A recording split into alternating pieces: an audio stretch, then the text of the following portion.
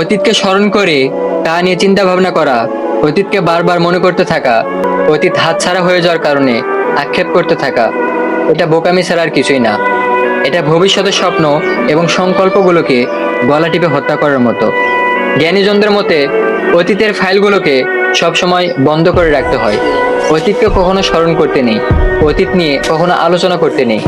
স্মৃতির জেলখানায় অতীতকে আজীবন তালাবদ্ধ করে রাখতে হবে।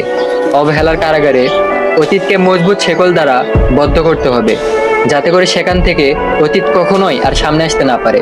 অতীতের দরজা বন্ধ করে দিতে হবে, ফলে তা আর আলোর দেখা পাবে না।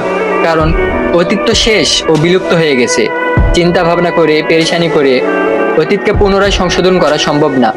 সুতরাং অতীত নিয়ে কখনো আক্ষেপ করবেন না, অতীত নিয়ে কষ্ট পাবেন না, অতীত হাতছাড়া হয়ে যাওয়ার কারণে টেনশন করবেন না।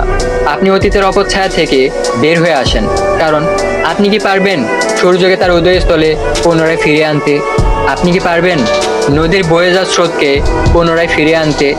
আপনি কি পারবেন বাচ্চাকে তার মায়ের গর্ভে পুনরায় প্রবেশ করাতে?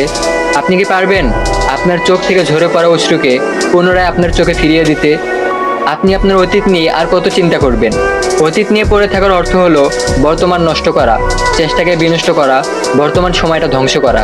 আল্লাহ তাআলা পূর্ববর্তী উম্মত ও তাদের কৃতকর্মে আলোচনা করে বলেন, তিলকা উম্মাতুন কদ খালাত, ওই জাতি তারা তো গত হয়ে গেছে, অর্থাৎ তাদের আলোচনা ও তাদের ঘটনা তো শেষ। জামানার মৃতদেহ এবং ইতিহাসের আবর্তনকে বিশ্লেষণ ও পুনরাবৃত্তি করে কি লাভ? আমাদের প্রবলেমটা হচ্ছে আমরা অতীত নিয়ে ভাবতে ভাবতে বর্তমান সম্পর্কে উদাসীন থাকি।